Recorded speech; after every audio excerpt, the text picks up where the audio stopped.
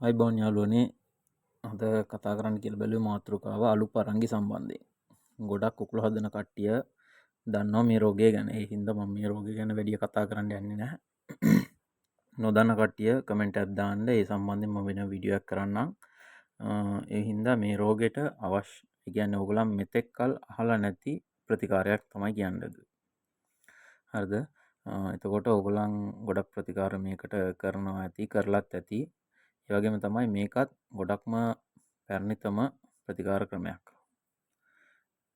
මේකට ඕගොල්ලන් මුලින්ම මොන දේ කරන්න ගියත් මුලින්ම මේ මුණේ තියෙන අලු පරංගි ටික සුද්ධ කරලා ඊට පස්සේ තමයි ප්‍රතිකාර කරන්න ඕනේ. එතකොට තමයි ඒක ඒ සතුන්ගේ සමට කහවදින්නේ. ඒ හින්දා ඕගොල්ලන් මේක මේ මම කියන ක්‍රමයට කරලා බලන්න. ඔයගොල්ලන්ගේ අත්දැකීම් කමෙන්ට් එක මාර්ගයෙන් අනිවාර්යයෙන්ම පළ කරන්න. මේකට අවශ්‍ය කරන ද්‍රව්‍ය වීඩියෝස් ෆොටෝස් මොකුත් දාන්නේ නැහැ. මම මේක සාමාන්‍ය සරලව කියාගෙන යන්නම්. ඔයගොල්ලන් දන්න දේවල් තමයි මේවා. මේකට අවශ්‍ය වෙනවා අමු කහ. හරිද? අමු කහ කෑල්ලක් ගන්න ඔයගොල්ලන්ට අවශ්‍ය ප්‍රමාණය. ඒ වගේම වියලි මිරිස්. වේලිච්ච මිරිස් ගන්න පුළුවන්. ඒ වගේම තල තෙල්. ඒ වගේම කැටවල තෙල් එක.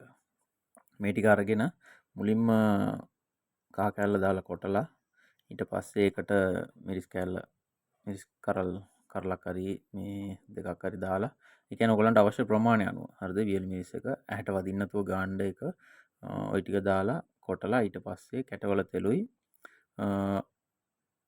මොනවාද තල තෙලුයි දාලා පොඩ්ඩක් රත් කරන්න ඕනේ. හරිද?